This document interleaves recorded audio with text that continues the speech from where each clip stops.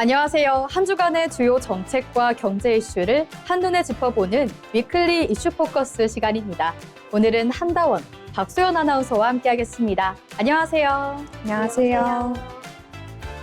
이번 한 주도 참 빠르게 지나간 것 같은데요. 하루하루 바쁘게 지내다 보면 중요한 소식들을 놓치기 마련입니다. 이번 주 우리 사회에서는 어떤 이야기들이 주목받았는지 경제와 정책은 물론 스포츠와 라이프 분야의 주요 이슈까지 한눈에 정리해드리겠습니다. 한 주의 흐름을 가장 쉽고 빠르게 짚어보는 시간, 위클리 이슈 포커스 시작합니다. 먼저 한 주간의 핵심 정책들을 정리해드리는 이슈 브리핑 시간입니다. 첫 번째 소식입니다. 정부가 드론 산업 경쟁력 강화를 위한 국가 차원의 대전환 전략을 추진합니다. 정부는 향후 5년간 공공수요를 확대하고 범정부 지원 체계를 구축해 드론, 대드론 산업 육성에 나선다고 밝혔는데요.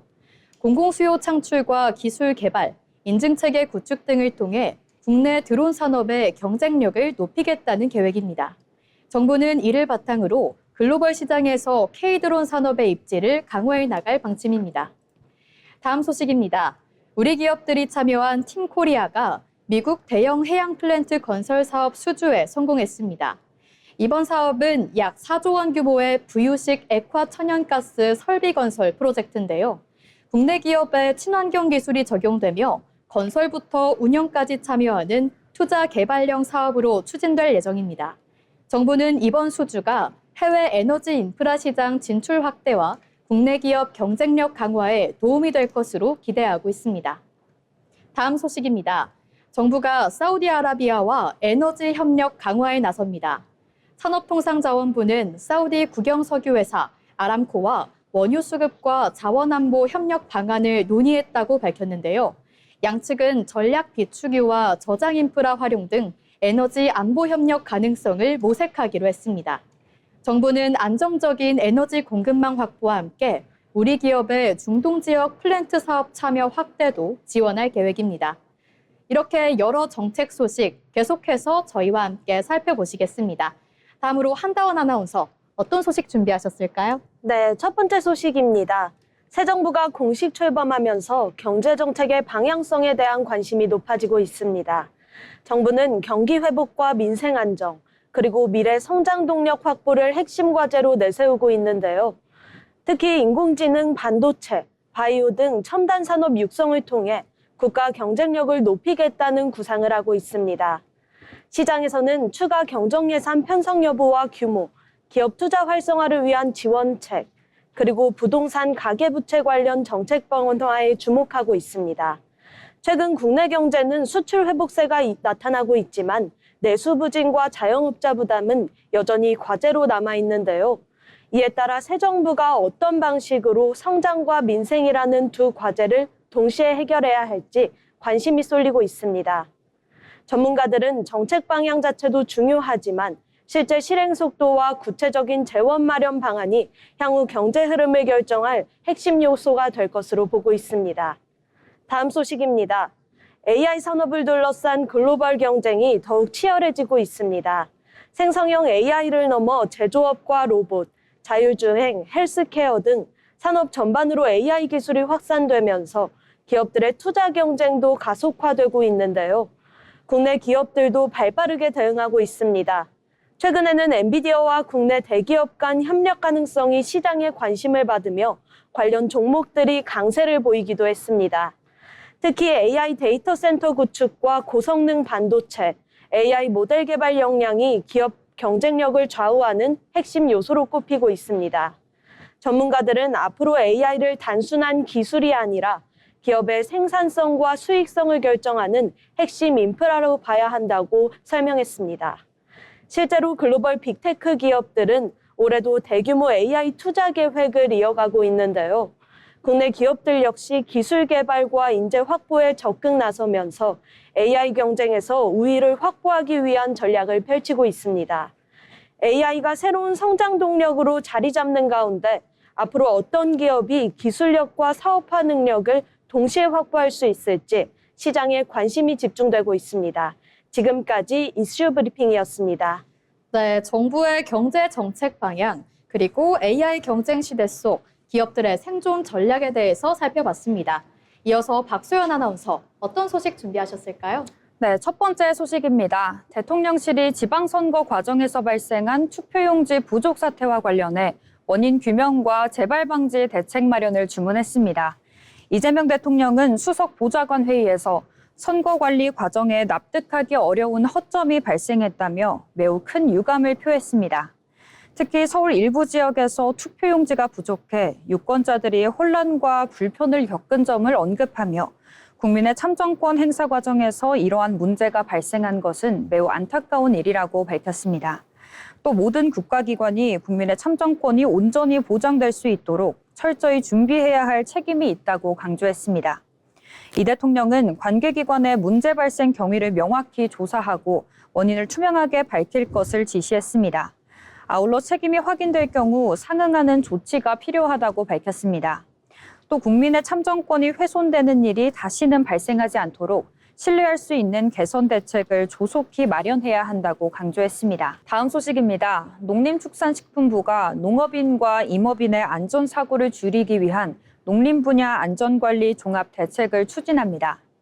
정부는 오는 2030년까지 농림 분야 재해율을 25% 줄이는 것을 목표로 농기계 안전 강화와 취약계층 보호 등 종합 대책을 마련했습니다.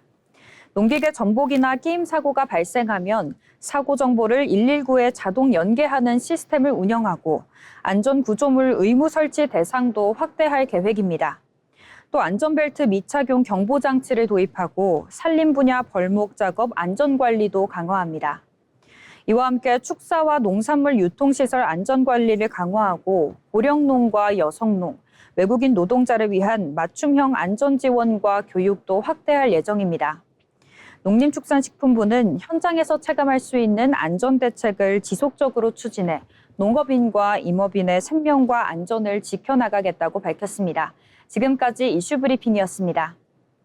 지금까지 한 주간의 주요 정책 이슈들 짚어드렸는데요. 앞으로도 저희 위클리 이슈 포커스는요, 꼭 알아두셔야 할 정책 소식 계속해서 전해드리겠습니다. 많은 시청 부탁드립니다. 지금까지 이슈브리핑이었습니다.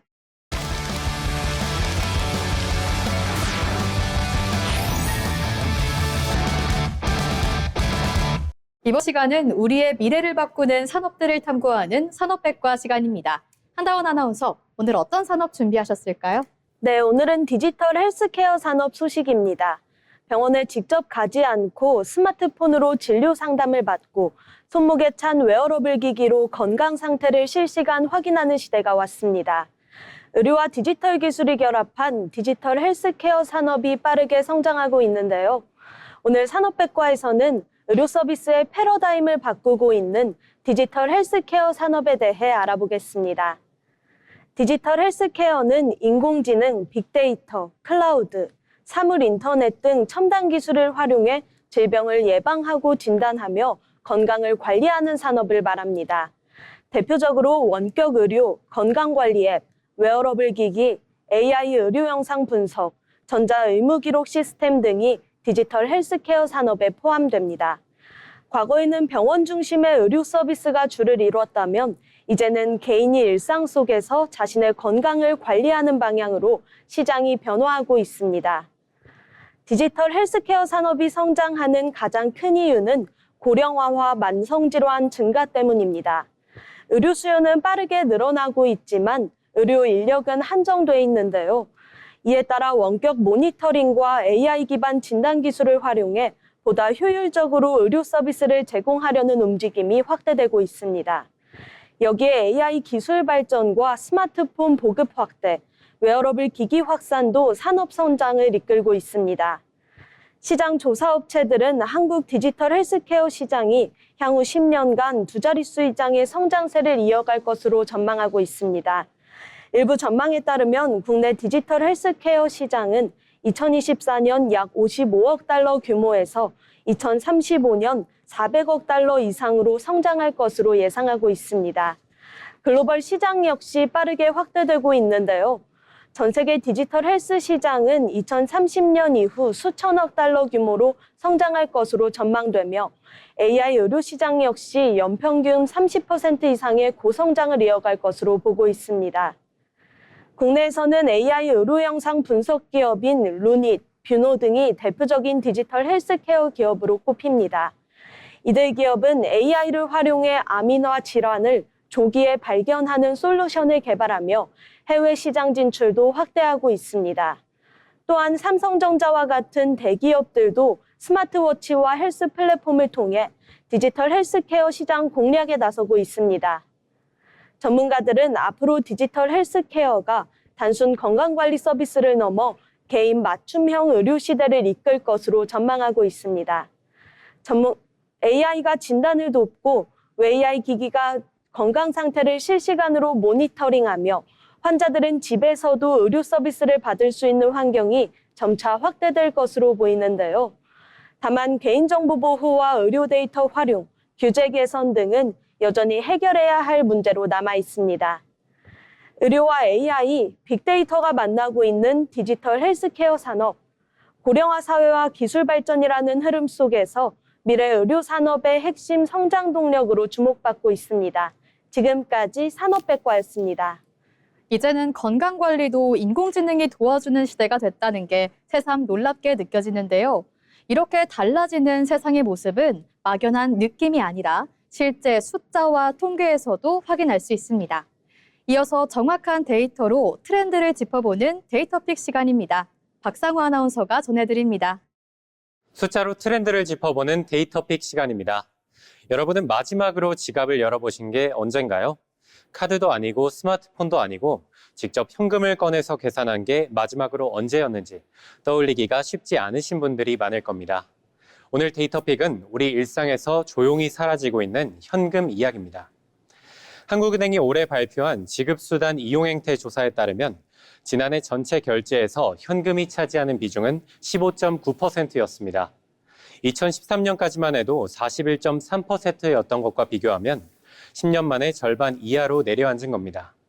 현재 결제수단 1위는 신용카드가 46.2%, 그 뒤를 체크카드가 16.4%로 잇고 있으며 현금은 3위를 기록했습니다. 모바일 카드 이용률도 12.9%까지 올라오면서 현금과 거의 같은 수준에 도달했습니다. 같은 한국은행 자료를 보면 간편결제 이용 건수는 하루 평균 2,971만 건으로 전년보다 13% 늘었습니다. 현금은 줄고 손가락 하나로 하는 결제가 빠르게 그 자리를 채우고 있는 겁니다. 이 변화의 속도가 붙은 데는 코로나19가 결정적이었습니다. 비대면이 일상이 되면서 현금 대신 QR코드와 간편결제가 빠르게 자리를 잡았고 카드와 핀테크의 시장 비중은 2019년 50대 50에서 5년 만에 30대 70으로 기울었습니다. 팬데믹이 끝난 뒤에도 바뀐 결제 습관은 돌아오지 않았습니다. 문제는 이 변화가 모두에게 편리하지만은 않다는 점입니다. 현금이 줄면서 현금을 쓸 수 있는 곳도 함께 줄고 있습니다. 한국은행 조사에서 상점이나 음식점 등에서 현금 결제를 거부당한 경험이 있다는 응답자 비중은 2018년 0.5%에서 2021년 6.9%로 3년 만에 10배 넘게 뛰었습니다. 현금을 가지고 나가도 받아주는 곳이 점점 줄고 있다는 뜻입니다. 현금이 사라지는 속도는 대중교통에서도 확인됐습니다. 2024년 제주 시내버스가 전 노선에서 현금 승차를 폐지했고 2025년에는 대구와 광주가 뒤를 따랐습니다. 광주의 경우 시내버스 현금 이용률이 2014년 10.5%에서 2025년 1월 기준 1.6%까지 떨어진 끝에 내린 결정이었습니다. 대안으로 제시된 건 QR코드와 계좌이체, 모두 스마트폰이 필요한 방식이었습니다. 전문가들은 이 흐름을 이렇게 짚었습니다. 한국은행 이경태 부연구위원은 현금을 받지 않은 상점이 늘면서 디지털 이해도에 따른 결제 활용도 차이가 크다면서 단기적으로는 현금 결제 수용성을 높이는 정책 방안을 마련하는 동시에 중장기적으로는 디지털 소외계층도 손쉽게 활용할 수 있도록 정책적 고려가 필요하다고 밝혔습니다. 편리함은 분명합니다. 더 빠르고 더 간편하고 잔돈을 셀 필요도 없습니다. 그런데 그 편리함이 모두의 것이 되지 못할 때 우리는 그것을 여전히 발전이라고 부를 수 있을까요? 변화의 속도만큼 아무도 뒤처지지 않는 속도도 필요한 시점입니다. 지금까지 데이터픽이었습니다.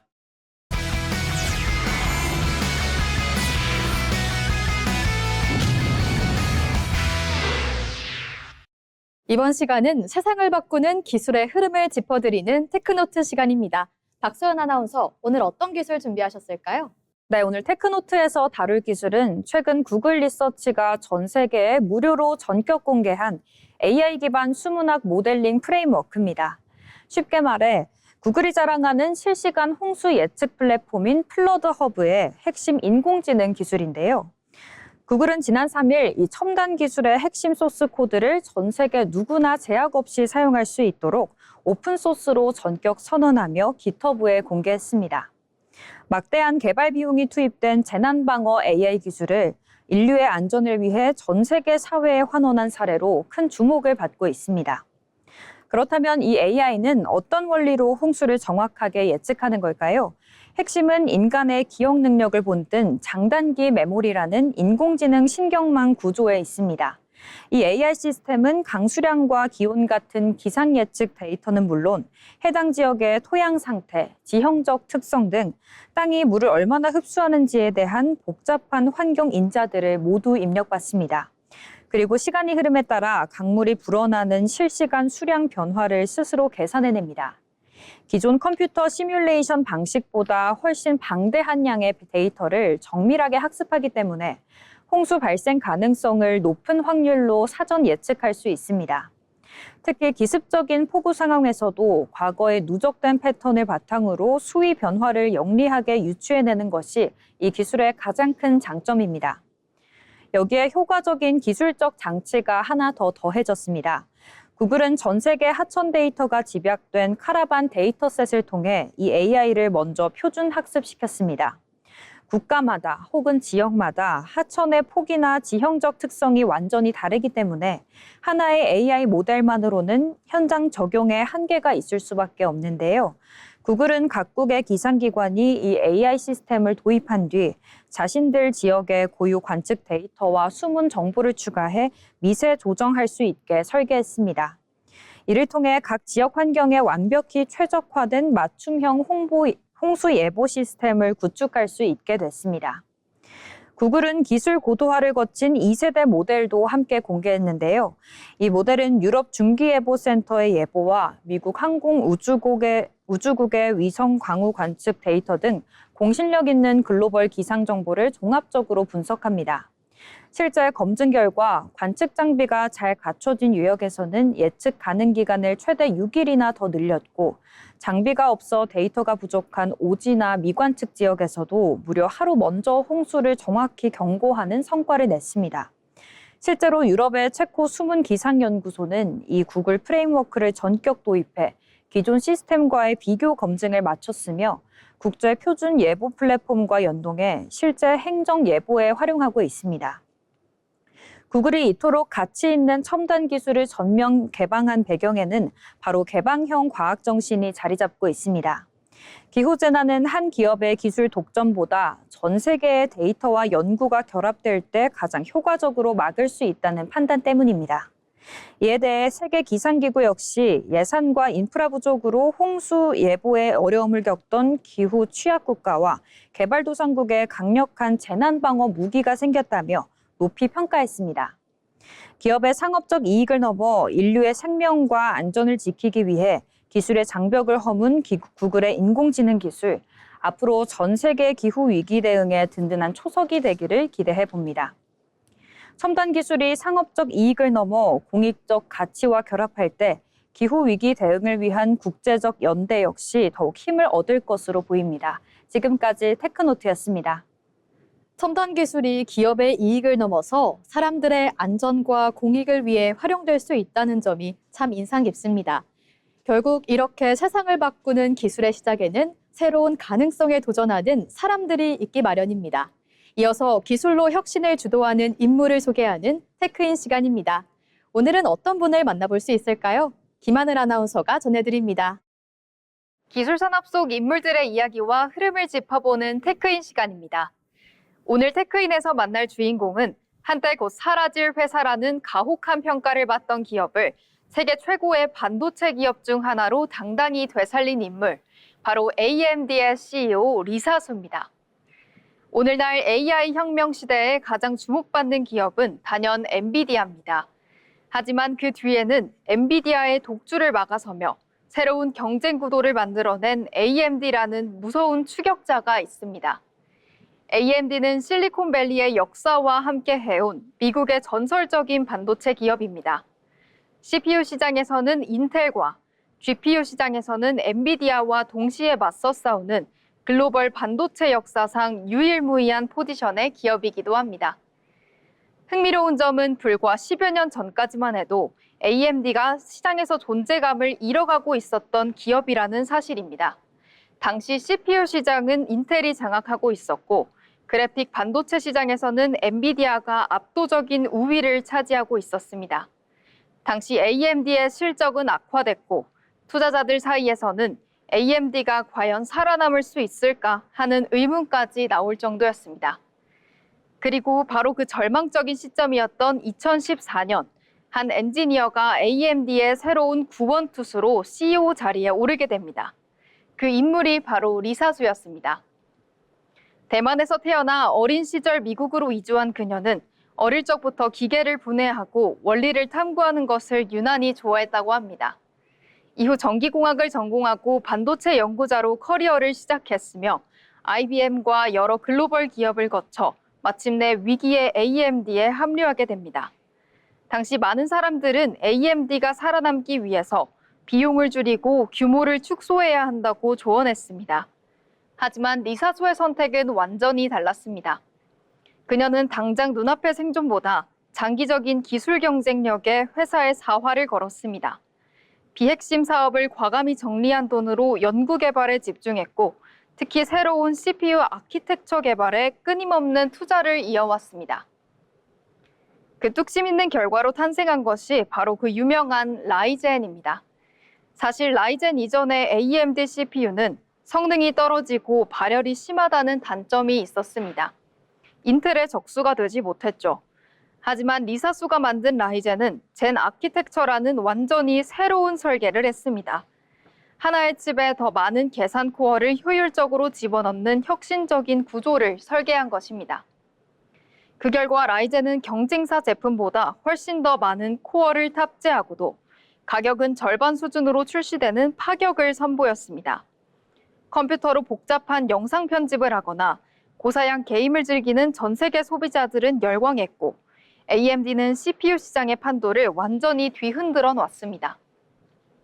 여기서 리사소의 신의 한 수가 된 전략이 하나 더 등장합니다. 바로 TSMC와의 동맹입니다.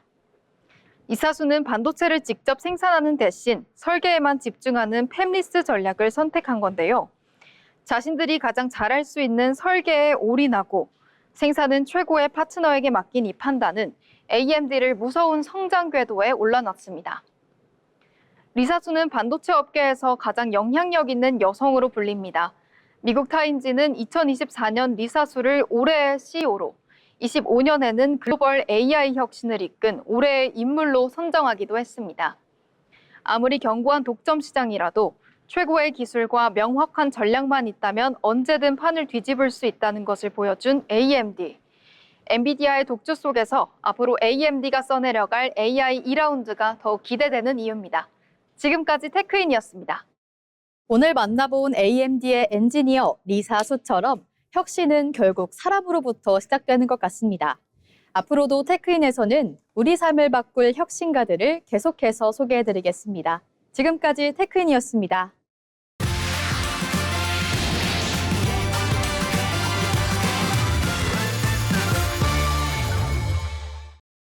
이어서 주식 초보와 함께 걷는 투자 길잡이 머니루트 시간입니다. 오늘도 주식과 경제 이야기 쉽고 간단하게 풀어드리려고 하는데요. 먼저 경제 뉴스 함께 살펴보겠습니다. 상속과 증여에 대한 관심이 높아지는 가운데 국세청이 온라인에 퍼진 절세 정보 바로잡기에 나섭니다. 국세청은 최근 유튜브와 SNS를 통해 확산된 상속 증여세 관련 정보 가운데 오해 소지가 큰 사례를 공개했는데요. 특히 소득이 있는 자녀에게 생활비를 보태거나 부모가 보낸 돈이 저축과 투자로 이어질 경우 증여세가 부과될 수 있다고 설명했습니다. 또 온라인에서 알려진 2억 1,700만 원까지 무이자 대여 가능이라는 정보 역시 차용증 작성만으로 인정되는 것은 아니라고 밝혔습니다. 국세청은 부모카드 사용이나 가족 간 금전거래 등 국민들이 자주 궁금해하는 사례를 중심으로 세법상 판단 기준을 안내할 계획입니다. 이번 주 주요 경제 뉴스 함께 살펴봤습니다.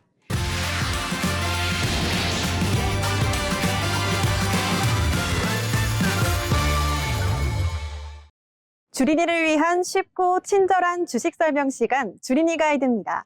여러분, 큰맘 먹고 주식 계좌를 개설하신 분들 많으시죠? 근데 막상 계좌에 돈을 넣고 앱을 켰더니 숨을 턱 막히는 외계어들이 가득합니다. 예수금, 증거금, 내가 넣은 돈은 하나인데 왜 계좌에 숫자가 다 다르게 적혀 있을까까지 당황하셨을 텐데요. 이 용어들을 제대로 모르면 나도 모르게 빚을 지거나 내 주식이 강제로 팔려나가는 무서운 일들이 벌어지기도 합니다. 그래서 준비했습니다. 오늘 주린이 가이드에서는 예수금부터 미수금까지 내 계좌 속 외계어들을 번역해드리겠습니다. 가장 먼저 보이는 단어 바로 예수금입니다. 한자가 어려워서 그렇지 쉽게 말해 주식 사려고 계좌에 넣어둔 내 생돈입니다. 그냥 내 통장 잔액인 거죠. 근데 주식을 사고 나면 이상한 일들이 벌어집니다. 오늘 10만 원짜리 주식을 한 주 샀는데 내 예수금에서 바로 10만 원이 빠져나가지 않거나 주식을 팔았는데 바로 내 은행 통장으로 돈이 안 옮겨지시는 경험 해보셨을 텐데요. 왜 그럴까요? 우리나라 주식시장은 내가 거래 버튼을 누른 날로부터 이틀 뒤에 진짜 돈과 주식이 오가는 3일 결제 시스템을 사용한다고 합니다. 오늘을 디데이라고 하면 주말을 제외하고 이틀 뒤인 D+2일이 되어야 진짜 내 돈이 정산되는 거죠. 그래서 앱에 D+1 예수금, D+2 예수금이라고 복잡하게 적혀 있는 겁니다. 아, 내 돈이 완전히 정산되려면 이틀이 걸리는구나 이렇게 생각하시면 가장 편합니다. 그 다음으로 헷갈리는 게 바로 증거금입니다. 이건 주식을 살 때 되는 계약금이라고 이해하시면 편합니다. 우리가 대형마트에서 물건을 살 때는 돈을 100% 다 내야 하지만 주식시장은 이틀 뒤에 정산하잖아요. 그래서 증권사가 이렇게 말하는 겁니다. 이틀 뒤에 잔금 치를 거니까 일단 오늘은 계약금만 걸어주자는 겁니다. 만약 어떤 주식의 증거금률이 40%라고 적혀 있다면 10만 원짜리 주식을 살 때 오늘 당장은 내 계좌에서 계약금 4만 원만 먼저 묶이고 나머지 잔금 6만 원은 이틀 뒤에 빠져나갑니다. 참 편리해 보이죠? 하지만 바로 여기서 주린이들의 가장 눈물 짓는 함정이 발생한다고 합니다. 내 계좌에 딱 10만 원이 있는데 증거금 40%짜리 주식을 주문하다가 실수로 최대 수량 버튼을 누르는 분들 많으시죠? 내 돈 10만 원이 전부 계약금으로 쓰이면서 무려 25만 원치 주식이 팔려나갑니다. 내 돈은 10만 원밖에 없는데 말이죠. 그럼 부족한 잔금 15만 원은 어떻게 될까요? 네, 이틀 뒤 잔금을 치를 때 내 계좌는 마이너스가 됩니다. 이 부족한 외상값을 바로 미수금이라고 하는데요. 주식시장은 외상을 절대 기다려주지 않습니다. 이틀 뒤까지 미수금을 입금하지 않으면 증권사는 그 다음날 아침 여러분의 동의도 받지 않고 강제로 여러분의 주식을 아주 싼 가격에 팔아서 외상값을 회수해버립니다. 이걸 뉴스에서 많이 들어보신 반대매매라고 부릅니다. 내 소중한 주식이 내 의지와 상관없이 눈물 흘리며 팔려나가는 일, 절대 있어서는 안 되겠죠? 자, 이제 외계어 같던 용어들 알고 보니 주식시장의 독특한 결제 규칙 때문이었습니다. 그래서 반대매매 같은 무서운 일을 당하지 않는 가장 쉬운 방법을 알려드리겠습니다. 주식앱 설정에서 증거금률 100%로 설정해 두는 겁니다. 그러면 내가 가진 돈만큼만 주식을 살 수 있어서 외상거래를 원천 차단할 수 있습니다. 안전장치를 하나 걸어두는 셈이죠. 내 계좌의 숫자들이 의미하는 바를 정확히 아는 것, 그것이 진짜 투자의 시작입니다. 오늘 알려드린 예수금과 미수금의 개념 꼭 기억하시면서 안전하고 똑똑한 투자하시길 바랍니다. 지금까지 주린이 가이드였습니다. 이번엔 호스피 가이드 시간입니다. 한다원 아나운서, 오늘 어떤 사업 준비하셨을까요? 네, 오늘은 두산 에너빌리티 소식입니다. 두산 에너빌리티는 발전 설비와 에너지 인프라를 제작하는 국내 대표 기업인데요. 과거 두산 중공업 시절에는 석탄 화력과 원자력 발전 설비 중심 기업으로 알려졌지만 최근에는 원전과 가스터빈, 수소 사업까지 영역을 넓히며 재평가받고 있습니다. 특히 전 세계적으로 에너지 안보와 탄소 중립이 중요한 과제로 떠오르면서 원전 산업에 대한 관심도 다시 높아지고 있는데요. 최근 미국과 유럽을 중심으로 전력 수요가 증가하고 AI 데이터 센터 확산으로 전력 인프라 투자 필요성이 커지면서 원전의 역할도 다시 주목받고 있습니다. 시장에서는 두산 에너빌리티를 국내 대표 원전 수혜주 가운데 하나로 꼽고 있습니다. 두산 에너빌리티의 핵심 경쟁력은 대형 발전 설비 제작 능력입니다. 국내 원전 주기기 제작 경험을 바탕으로 해외 원전 시장 진출도 확대하고 있는데요. 특히 소형 모듈 원전, SMR 분야에 대한 투자도 이어가고 있습니다. 또한 가스터빈과 풍력 발전, 수소 관련 사업에도 진출하며 미래 에너지 기업으로의 전환을 추진하고 있습니다. 최근에는 글로벌 빅테크 기업들이 데이터 투자 확대에 따라 안정적인 전력 공급의 중요성이 커지면서 원전과 가스터빈 사업의 성장 가능성도 함께 주목하고 있는데요. 두산 에너빌리티는 일반 제조업보다 수주 산업의 성격이 강합니다. 따라서 대규모 원전 프로젝트나 발전 설비 계약이 체결될 경우 실적 전망도 크게 달라질 수 있는데요. 최근에는 글로벌 원전 확대 움직임과 함께 신주 수주 기대감도 커지고 있습니다. 시장에서는 앞으로 수주 잔고가 얼마나 늘어나는지가 기업 가치 평가의 중요한 기준이 될 것으로 보고 있습니다. 또 수주 산업 특성상 단기 실적보다 향후 수년간 확보한 일감 규모가 중요하기 때문에 투자자들은 신규 수주 발표와 해외 프로젝트 진행 상황을 면밀히 살펴보고 있습니다. 앞으로의 관전 포인트는 세 가지입니다. 첫째, 해외 원전 프로젝트 수주 여부입니다. 둘째, SMR 시장 성장에 얼마나 빠르게 적응할지입니다. 셋째, 원전 외 가스터빈과 신재생 에너지 사업이 새로운 성장 동력으로 자리 잡을 수 있을지입니다. 에너지 전환 시대 속에서 다시 주목받고 있는 두산 에너빌리티. 앞으로 글로벌 원전 시장 확대가 실제 수주와 실적으로 이어질 수 있을지가 주가 흐름의 핵심 변수가 될 것으로 전망됩니다. 또한 AI 시대에 증가하는 전력 수주를 얼마나 기회로 연결할 수 있을지도 중요한 관전 포인트로 보고 있습니다. 지금까지 코스피 가이드였습니다. 네, 한다원 아나운서와 함께 두산 에너빌리티 짚어봤습니다. 원전 부활의 중심에 선 두산 에너빌리티, 강점은 대형 발전 설비 제작 능력이고 실적은 결국 수주가 좌우하는데요. 글로벌 원전 시장 확대와 신규 프로젝트 수주 여부가 앞으로의 핵심 관전 포인트로 볼 수 있겠습니다. 이어서 주식 시장을 봤으니 이번에는 가상자산 시장을 살펴보겠습니다. 코인 가이드 박소연 아나운서 전해주시죠. 네, 사용하지 않는 빈 방을 필요한 사람에게 빌려주고 수익을 얻는 공유 경제 서비스 에어비앤비 많이들 들어보셨을 텐데요.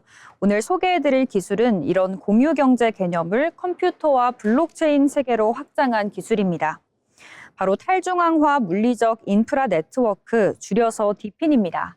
이름은 어렵지만 개념은 의외로 간단합니다. 개인이 사용하지 않는 저장 공간이나 디지털 자원을 네트워크에 제공하고 그 대가로 가상자산을 보상받는 구조입니다.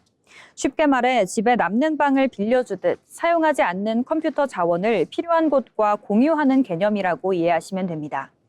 이렇게 전 세계에 흩어져 있는 개인의 자원을 연결해 하나의 거대한 인프라를 만드는 것이 바로 DPN의 핵심입니다. 최근 인공지능 산업이 빠르게 성장하면서 데이터 저장 공간과 고성능 연산 자원 수요도 폭발적으로 늘고 있습니다. 생성형 AI가 답변을 만들고 이미지를 생성하는 과정에는 막대한 양의 데이터 처리와 연산 능력이 필요하기 때문입니다. 기존에는 아마존이나 구글 같은 대형 IT 기업들이 막대한 비용을 들여 데이터 센터를 구축하고 이를 공급해 왔습니다. 하지만 DP는 조금 다른 해법을 제시합니다. 전 세계 개인들이 제공한 저장 공간과 컴퓨터 자원을 블록체인으로 연결해 대규모 분산형 인프라를 구축하는 겁니다. 자원을 제공한 개인은 보상을 받고 기업은 필요한 자원을 보다 효율적으로 이용할 수 있습니다.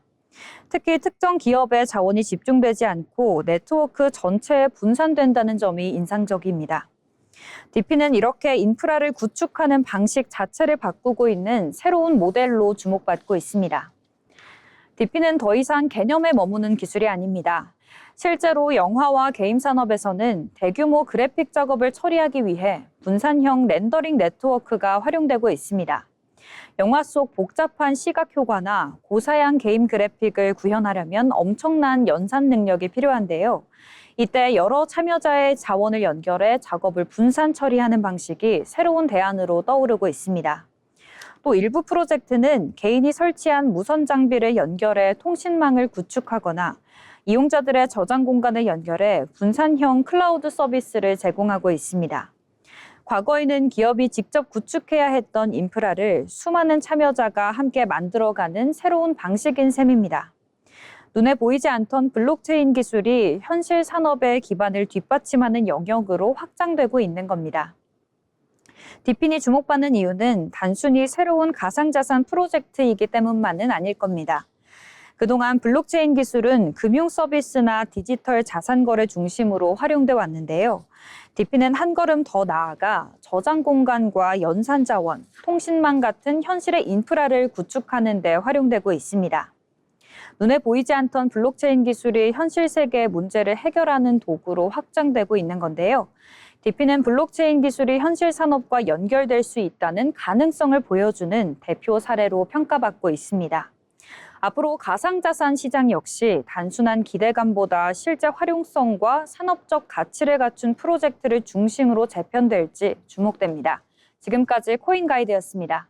네, 오늘도 코스피 가이드 그리고 코인 가이드와 함께 다양한 투자 정보를 만나봤습니다. 이것으로 오늘의 머니루트를 마치겠습니다. 이어서 다가오는 휴가철을 맞아 여행 계획 세우고 계신 분들을 위해 준비한 이야기입니다. 일상 속 유용한 정보를 전해드리는 라이프 플러스 시간입니다. 박상호 아나운서가 전해드립니다. 일상에 필요한 다양한 정보를 제공해드리는 라이프 플러스 시간입니다. 다들 여름 휴가 계획 잘 세우고 계신가요? 제주도나 부산, 경주 등 매년 같은 곳만 찾는 분들이 많으실 텐데요. 올 여름은 조금 다른 선택을 해보시는 게 어떨까요? 요즘은 여행 트렌드가 바뀌고 있습니다.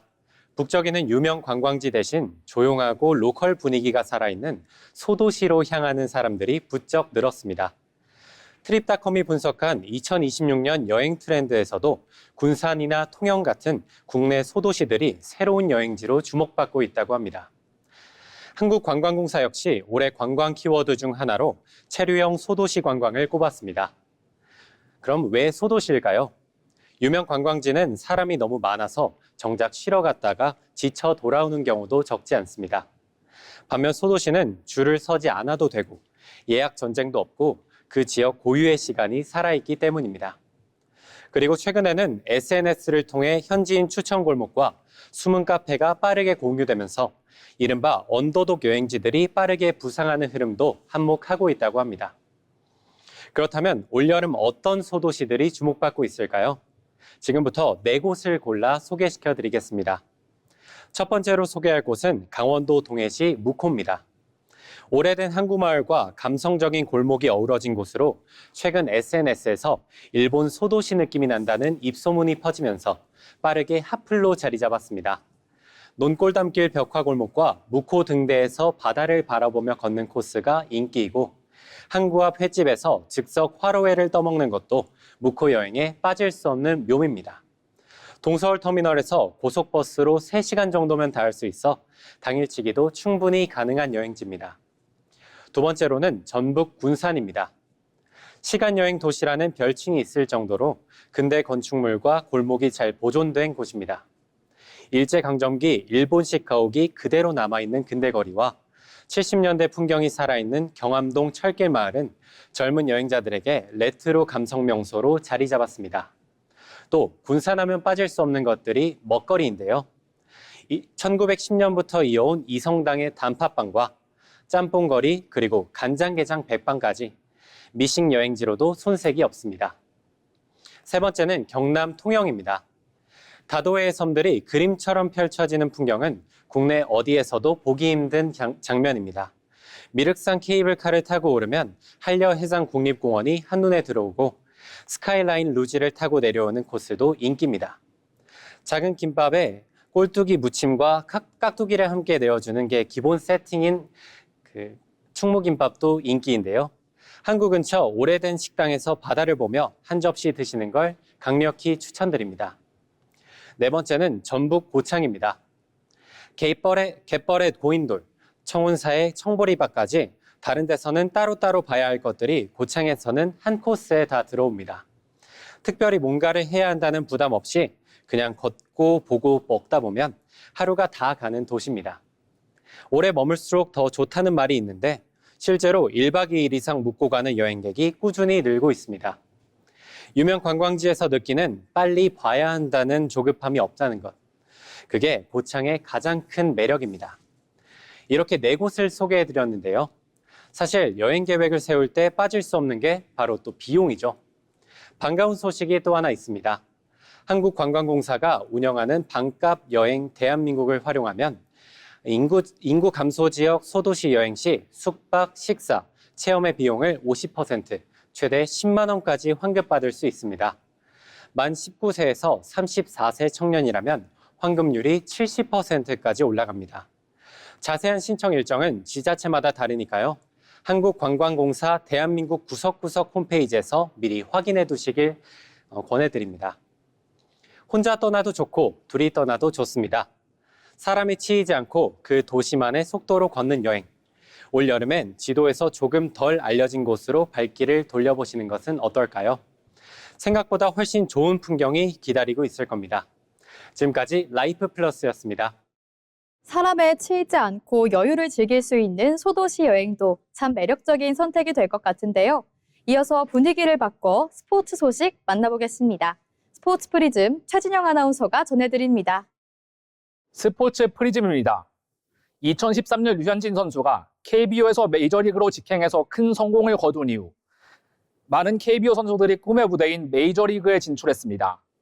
강정호, 김광현 등 과거에 활약했던 선수부터 김하성, 김혜성 등 현역 메이저리거까지 아주 다양한 선수들이 큰 무대에서 자신의 기량을 뽐내왔는데요. 이 많은 KBO 출신 메이저리거 중 최근 특히 주목을 받고 있는 선수가 한 명 있습니다. 바로 최근 메이저리그에서 맹타를 휘두르고 있는 바람의 손자 이정우 선수입니다. 1998년 8월 20일 태어난 이정우는 어린 시절부터 야구 유망주로 큰 관심을 받았습니다. 바로 그의 아버지가 KBO의 레전드이자 기아 타이거즈의 영구 결번 이종범 선수였기 때문인데요. 이종범의 현역 시절 별명이었던 바람의 아들에서 이름을 따와 바람의 손자라는 별명이 붙기도 했습니다. 이렇게 어린 시절부터 한국 야구의 미래로 기대받던 이정후는 2017년 휘문고 졸업 후 넥센 히어로즈의 1차 지명을 받으면서 프로 무대에 데뷔하게 됩니다. 그리고 프로 입단 직후부터 이정후는 그동안의 기대에 부응하는 활약을 펼치기 시작하는데요. 2017 시즌, 첫 시즌부터 히어로즈의 주전 외야수 자리를 꿰차며 프로 무대에서 곧바로 자신의 이름을 알리기 시작합니다. 이정후의 대단한 활약상은 데뷔 시즌 기록에서도 드러나는데요. 고졸 신인 최초로 시즌 전경기 출장을 달성한 것은 물론 타율 3할 2푼 4리에 179개의 안타를 기록하며 독보적인 신인 시즌을 보내게 됩니다. 특히 이정후가 기록한 179개의 안타는 KBO 신인 최다 안타 신기록이기도 합니다. 이 활약상을 인정받아 이정후는 2017 시즌 후 신인왕을 수상하게 됩니다. 이처럼 데뷔하자마자 엄청난 존재감을 선보인 이정후는 그 후에도 수많은 기록을 쌓아나갑니다. 2018년 첫 골든글러브를 수상한 뒤 2022년까지 5시즌 연속으로 골든글러브를 수상하며 리그 최정상급 선수로 거듭나게 되는데요. 2021 시즌과 2022 시즌 2년 연속 타격왕을 차지한 데 이어 2022 시즌에는 타격 5관왕을 달성하며 KBO MVP가 됩니다. 더욱 놀라운 점은 2022 시즌 만 23세의 나이로 통산 1000안타를 달성하며 역대 최연소, 최소 경기 1000안타의 주인공이 됐다는 것입니다. 이정후의 활약은 리그에서만 드러나는 것이 아니었는데요. 청소년 시기부터 국가대표에 선발되어 온 이정후는 프로 입단 후 국가대표 경기에서도 맹활약을 펼치기 시작합니다. 2018년 자카르타 팔렘방 아시안게임에서 타율 4할 1푼 7리에 2개의 홈런을 기록하며 대표팀의 우승에 큰 기여를 하는데요. 이후 2019 프리미어 12 준우승에도 큰 역할을 했고 2023 WBC에서도 4할이 넘는 타율을 기록하며 대표팀의 핵심 선수가 됩니다. 이렇게 국가대표에서도 활약을 이어오던 이정후는 마침내 2026 WBC에서 대표팀의 주장으로 선임되는데요. 주장으로서 대한민국 대표팀의 8강 진출을 이끌며 17년 만에 토너먼트 진출에 혁혁한 공을 세웁니다. 그리고 2023년 12월 이정후는 메이저리그의 샌프란시스코 자이언츠와 계약을 맺으며 마침내 꿈의 무대에 진출하게 됩니다. 메이저리그에 진출한 이정후는 2024 시즌 시범 경기에서 홈런을 기록하는 등 좋은 타격감을 선보이며 현지 팬들에게 기대를 안겼습니다. 하지만 2024년 5월 수비 도중 불의의 어깨 부상으로 시즌 아웃이 되면서 메이저리그 첫 시즌을 아쉽게 마무리하게 됩니다. 그리고 2025년 부상에서 복귀한 이정후는 첫 풀타임을 소화하며 준수한 타격 성적을 올려 다음 시즌에 대한 기대치를 한껏 올리게 되는데요. 2026년이 되자 이정후는 본격적으로 자신의 진가를 발휘합니다. 시즌 초반에는 다소 아쉬운 출발을 보였지만 5월 들어 타격감이 살아나면서 맹타를 휘두르기 시작하는데요. 부상 복귀 직후인 29일에는 한 경기 4안타, 31일에는 5안타를 치어내며 쾌조의 타격을 선보입니다. 이정후의 불방망이는 6월이 되어서도 계속 이어지고 있습니다. 6월 4일 다시 한번 4안타 경기를 만들어내면서 개인 최다인 12경기 연속 안타 기록을 세웠고 5일에도 안타를 치면서 연속 안타 기록을 13경기까지 늘렸습니다. 이렇게 메이저리그라는 큰 무대에서 엄청난 활약을 펼치면서 최근 가장 핫한 스포츠 스타로 떠오른 이정후 선수에 대해 알아봤는데요. 이정후 선수가 꿈의 무대에서 계속해서 멋진 모습을 보여주기를 응원하겠습니다. 지금까지 스포츠 프리즘이었습니다. 네, 세계 최고의 무대에서 활약하고 있는 스포츠 스타 이정후 선수 이야기까지 함께 만나봤습니다. 각자의 분야에서 새로운 기록에 도전하는 사람들의 모습은 늘 많은 이들에게 좋은 자극이 되는 것 같은데요. 저희 위클리 이슈 포커스도 앞으로 변화하는 산업과 트렌드, 그리고 주목할 만한 이슈들을 꾸준히 전해드리겠습니다. 오늘 저희가 준비한 내용은 여기까지입니다.